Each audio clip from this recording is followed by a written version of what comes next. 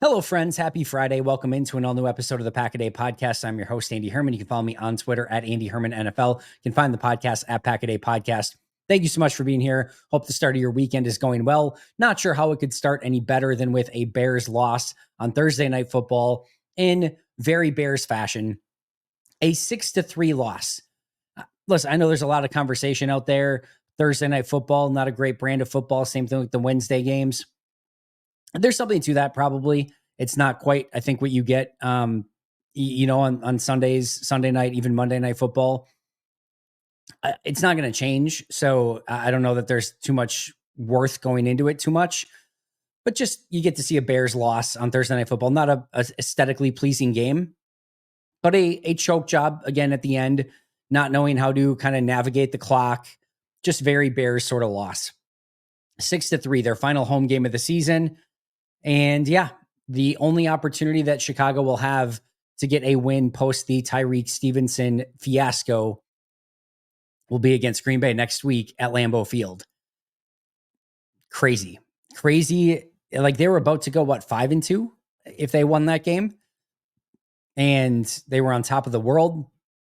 They had their coach, their quarterback. Everything was trending in the right way. Not so much anymore. Classic Chicago Bears season. You hate to see it. You just hate to see it. All right, that's enough Chicago Bears talk, though. Before we get any further, shout out to our brand new Pack a Day Podcast YouTube members, Eric N., Mike Witt, Zoid Stomper, Brett B., Brian Rogers, Matt Ike, J-Boy, Shelia, and Ogi Novakovic. Thank you guys so much for signing up. Appreciate that a ton. Quick change in the status of this game, or at least the line for this game. We talked about yesterday, Packers 1-point favorites. It is now bounced back to the Vikings being 1-point favorites. I could see this bouncing back a couple more times. I could see this being anywhere from Vikings 2.5 to Packers 2.5. It feels like this should just be a pick'em. It feels like a total toss-up game. But right now, line as I'm recording this is Vikings 1-point favorite, -1 on the old sports book. But I think this I talked about this on the Paul Farrington show. You play this game 100 times, it just feels like one of those that's going 50 one way, 50 the other. Maybe one team takes it 51, 52 times, but feels very evenly matched, especially in Minnesota. Minnesota has a little bit more to play for, in my opinion. Going for that divisional round game, trying to get that bye. Green Bay fighting for either the 5th, the 6th, or the 7th seed, nothing. And they want to get that big win on the road. But either way, this should be a phenomenal game. I can't wait for it. But as of right now, Vikings now 1-point favorite. Now let's get to our updated injury report presented by Habish Rotier. Let's start with the Vikings side of things. The Vikings find themselves incredibly healthy going into this week. Of course, they still have the Christian Darrisaw injury, but Fabian Moreau did not participate in practice. Everyone else was a full participant, including Blake Cashman, CJ Ham, Patrick Jones II, Josh Oliver, Ivan Pace, Jalen Redmond, and Harrison Smith. That was an upgrade for Jalen Redmond, going from from limited to full participant, and Harrison Smith, who was a expected non-participant in the estimated injury report yesterday. He was a full participant on Thursday. So yeah, very, very healthy team for Minnesota. Green Bay, not quite as much. Did not participate, included Elton Jenkins, Quay Walker, Christian Watson, and Evan Williams. That was a downgrade for Elton Jenkins, who had been a expected full participant and now was a did not participate due to a knee injury. That'll be worth monitoring. Limited was Jaire Alexander, Andre Dillard, Tyron Hopper, Tucker Kraft, and Luke Musgrave, as well as Javon Bullard. That was an upgrade for Tyron Hopper, who went from did not participate to limited, and Andre Dillard and Jaire, that was a downgrade. Andre and Jaire were expected to be full participants. They were limited. Dillard with concussion protocol stuff, and Jaire Alexander, of course, with the PCL injury. And then full participant was Corey Ballantyne. Elton Jenkins, again, worth monitoring here quite a bit. Did not participate on a Thursday. Is a little bit different with a game on Sunday. Hopefully that's a little bit more vet rest related. But again, we'll find out more on Friday. And as we get into the final injury report going into the weekend, Jaire Alexander, we'll talk more about that in just a moment. Just like the Packers have an elite injury recovery team helping players safely find their way back to the field, if you are injured after an accident, you will need a team of qualified and experienced personal injury attorneys to champion your cause. The attorneys at Habish are always here for you with a national reputation and compassionate hometown service. They'll work hard to get you the compensation that you very much deserve. When you call Habish, you'll talk to a lawyer absolutely directly. No beating around the bush. You're going to talk to somebody right away. Their number is 800-242-2874 or 800-2HABISH, or visit their website at habish.com. Habish your tier, national reputation, hometown service. Let's talk about Jaire Alexander. Matt LaFleur was asked about him again on Thursday and said, is he any closer to playing, or is there any change? And Matt LaFleur basically said, no, there's no more hope this week than there was last week of him playing, basically indicating that Jaire Alexander will not play against the Minnesota Vikings. I can't imagine that they bring him back against the Bears next week. This feels like you're hoping, fingers crossed, that he can play in the wild card game. And of course, because Green Bay is ultra vague on all these injuries, everyone has a conspiracy theory as to what's going on here. The most likely scenario to me, and your guess is as good as mine, is that he's hurt. He has a PCL injury. It's taking a while to recover. He's doing everything in his power to recover from it and get back. The Packers are doing everything in their power to support him in doing so, and it's not completely cooperating the way that everyone had hoped, and everyone's frustrated by it. The fans are frustrated by it. The team's frustrated by it. Jaire's frustrated by it, and there's nothing you can really do. That's my guess. But because we don't know for sure, everyone has their own interpretations. Either Jaire's not doing enough to get back. I don't see that being the case. Or the Packers are just going to rest him until the playoffs. I don't see that being the case. I just think he's hurt. It's tough to say. I will say, just trying to read between the lines as much as possible, it does feel, when Matt LaFleur talks about it, that there's a level of frustration. What's tough to tell is Matt frustrated by the injury, or is Matt frustrated about something that Jaire's doing or not doing to make it so that he's not recovering from this injury?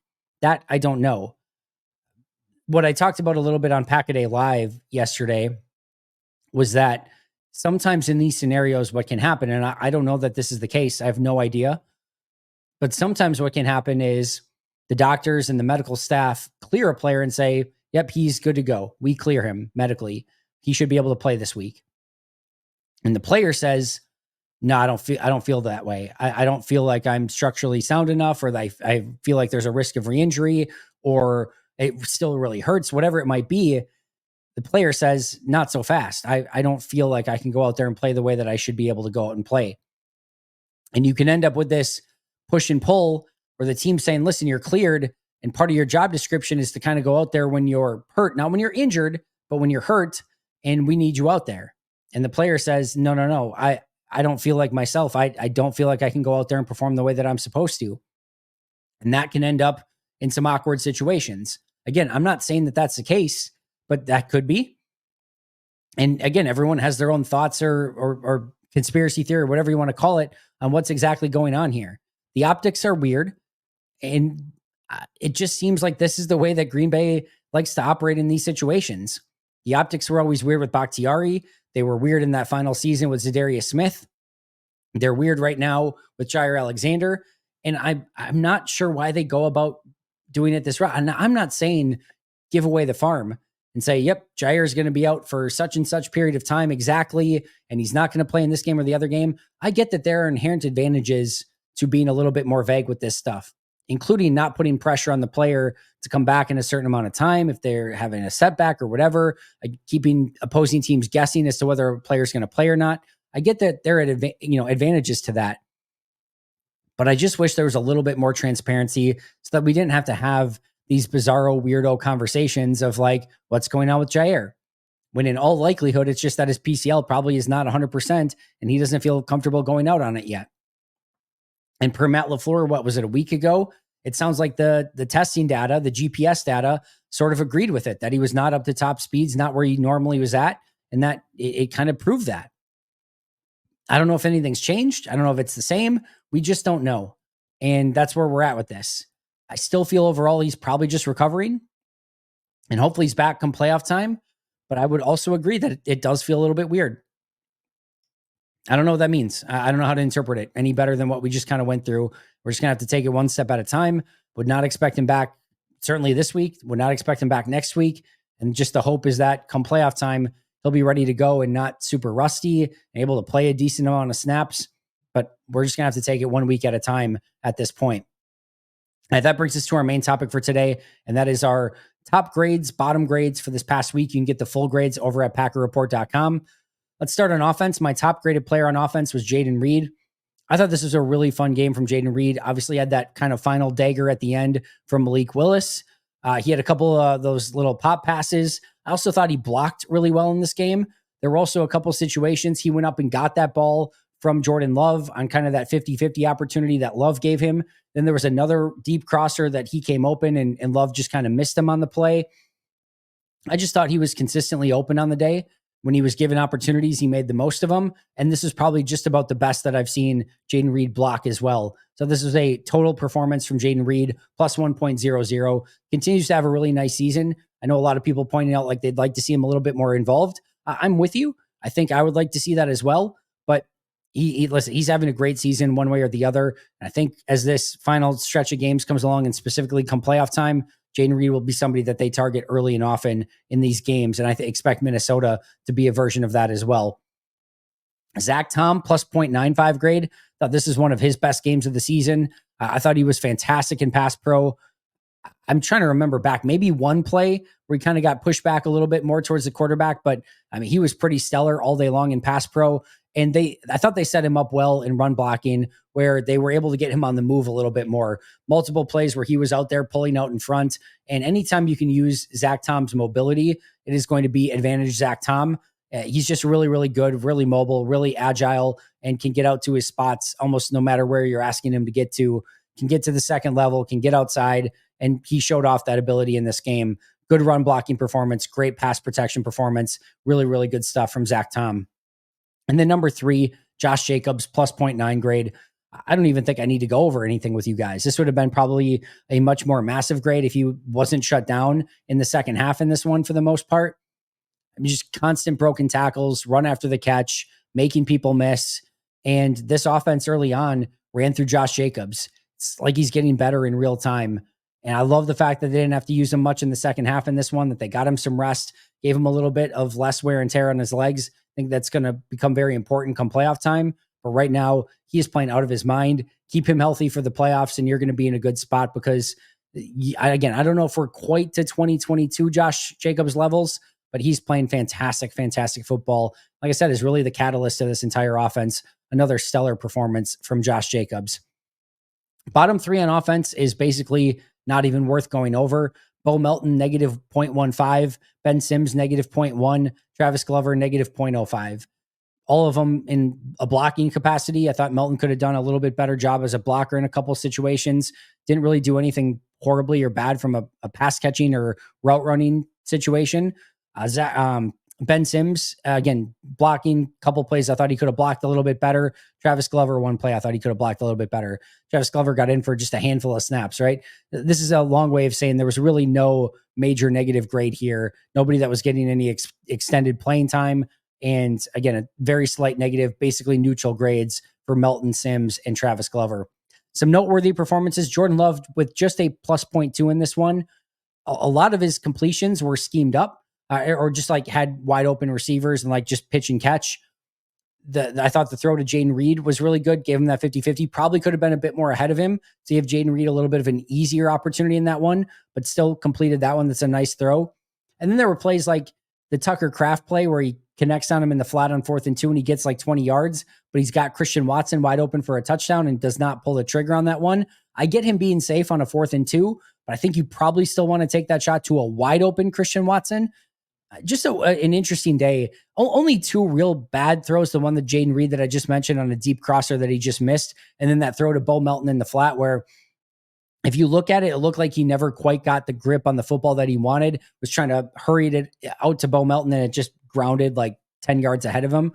But nothing super egregious. His hard count was good. Got people to jump off on a couple different occasions and, came up with some completions early, but just a little bit more disjointed from Jordan. I will say, it very, very much felt like the message from Matt was just no matter what you do, take care of the football. We're going to beat this team easy. Just don't have any big mistakes and we'll be totally good.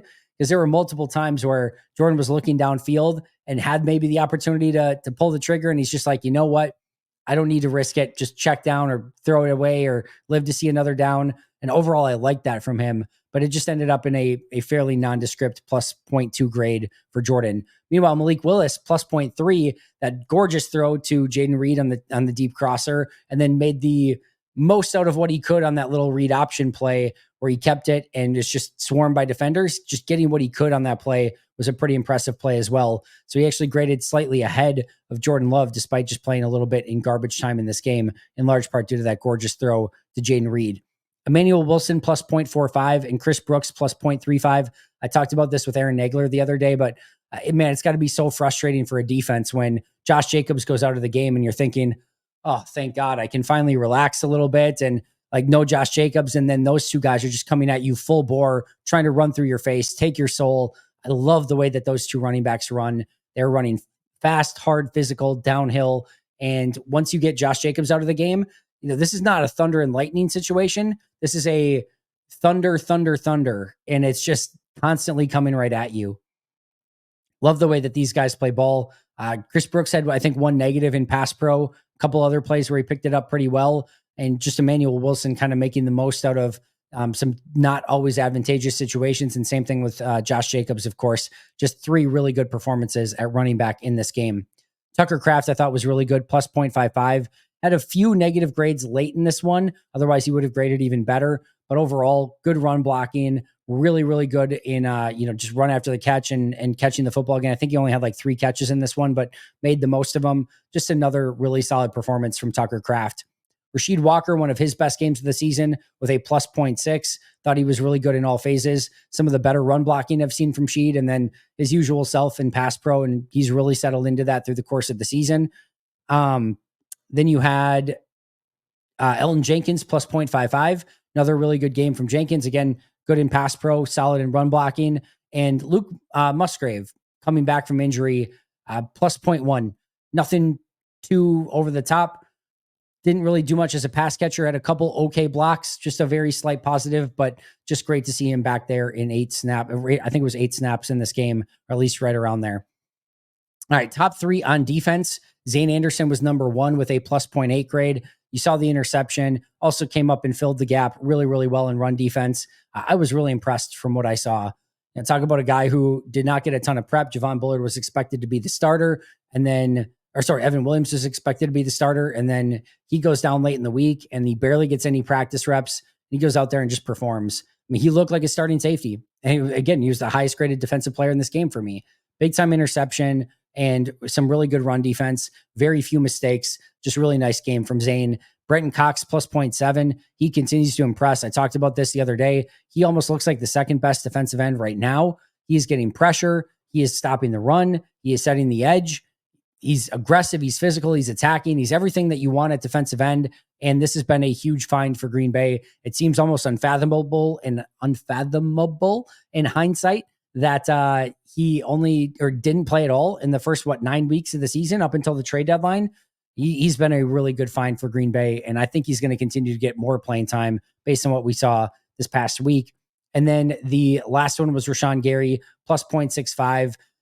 Continues to put in some really good work, especially as a run defender. I pointed out a play on Twitter. Then Paul Brettel asked Matt LaFleur about it as well. And Matt also pointed out the increase in productivity as a run defender for Rashawn Gary and how he's gotten a lot better at it. It's been really fun to watch. He used to be a player that would get himself out of position a lot as a run defender.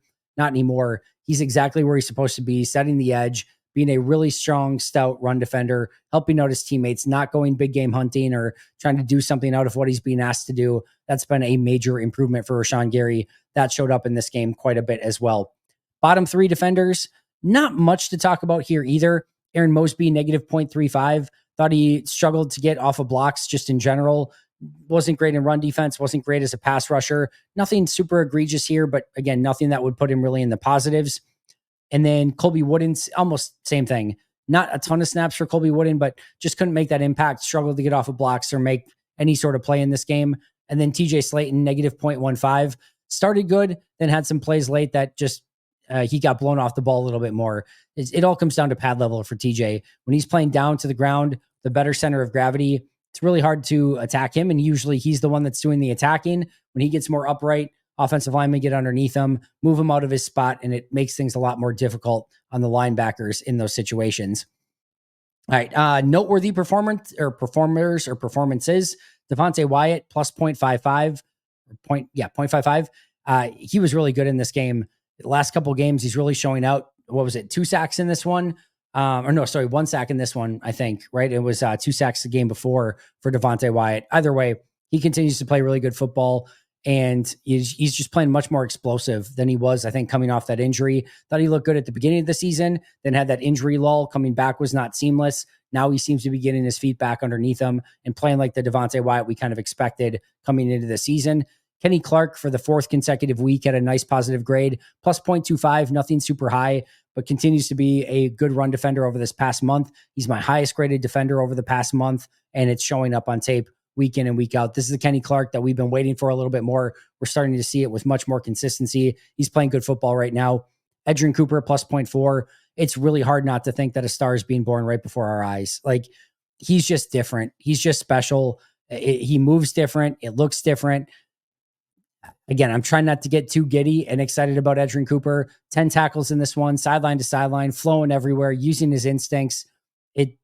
I don't even know that the game needs to slow down for him because he's so damn fast already, but it almost feels like it's also slowing down for him and he's getting a little bit more comfortable out there. Just telling you right now, look the hell out, rest of the NFL. This is just an absolute stud. Keyshawn Nixon, plus 0.55. I thought he was really, really good. Forced fumble, sack, that was ultimately recovered. And I thought he was good in pass coverage, couple big stops as a tackler, one big hit in the open field. Just a really good game. And this game actually put him in the positive for the season, which is really incredible considering he's basically had to be the pseudo number 1 corner for a good chunk of this year. Outside corner, inside corner, man zone. Like, you can ask him to do a little bit of everything. He's not perfect. I'm not saying that he is, but he's had a really nice season for Green Bay. And now again, on the year, is a plus performer for my grades on the season. Eric Stokes, plus 0.35. Oh, this is a really nice day from Eric, and back-to-back games now where he's played better. And again, it's so funny because, obviously Justice and I talked about some of the struggles that Eric Stokes had. And then I immediately get something of like, watch, now you're not going to talk about Eric Stokes when he has a good week. No, it's not how it works. And this might come as a shock to you. When players have really good weeks, we talk about those good weeks. When players have bad weeks, we talk about those bad weeks. That's what we do. There's no stake in the game here for me other than the fact that I want all of these guys to play unbelievably well. I promise you, I can look every single person in the eye and tell you, I don't have a vendetta against any of these players. I'm not cheering against any of these players. I don't have like this secret, I'm going to give him a lower grade because I have none of that. I can look you in the eye wholeheartedly and tell you that. I love when these guys play well. And there's nothing I love more than a comeback story or a bounce back story. Like if all of a sudden Eric Stokes just plays awesome football the remainder of the year, man, that'd be freaking awesome. I thought this was a really nice day for Eric. I thought he tackled well, came up much better than he has, I think, even, in this season and certainly in his career. And then just good coverage on the outside, not beat at any point in time, just playing within himself. Technique looked a lot better. This was a very good version of Eric Stokes. I hope we see a lot more of that moving forward. Carrington Valentine, plus 0.2. Some good and bad on the day, but again, no real big issues for Carrington. Played good football. I think I don't know if he had a pass breakup on a play, but couple plays with sticky coverage throughout the course of the day. And I continue to like what I see. He remains my highest graded corner on the year. Nothing super high, but still a positive performance on the year so far for Carrington Valentine. And then Omar Brown, negative 0.05. Just wanted to shout out the fact that he got in the game, played a handful of snaps, looked pretty good. Slight small negative on one, but outside of that, it's pretty darn good. I liked what I saw, and we'll see if Green Bay, kind of keeps him around. My guess, he'll be back in the practice squad. We'll see if he gets activated this week, but he was a fun little player. I liked watching him play out there, and we'll see if he has maybe a future in Green Bay, depending on what these injuries look like in the secondary this week. All right, so just to recap, top 3 on offense: Jaden Reed, Zach Tom, Josh Jacobs. Bottom 3, Bo Melton, Ben Sims, and Travis Glover, although all of them were right around neutral. Top 3 on on defense: Zane Anderson, Brenton Cox, and Rashawn Gary. Bottom 3 on defense: Aaron Mosby, Colby Wooden, and TJ Slayton. All right, that is going to do it for me today. Thank you so much for joining. Always appreciate you guys a ton. Shout out to our All Pro and Hall of Fame members: Mo State and Minnesotan, PJ Wynn, John Wild, Brandon Paletta, Jennifer Wright, Boom Handle, Donald Lee, Lori Lord, Baby QB, David McCluskey, Donald Decker, Alex Wong, Arnaldo Espinoza, Peter Ritaka, Jay Zimmerman, B. Brown, Puerto Rican Packer, Dan Guessford, Step Keat, Love and Football, Dylan Pat Scott, Bobby Santoro, SoCal Pack, and Allison Tuckwab. I'll see you guys tomorrow, but until next time, and as always, go Pack Go.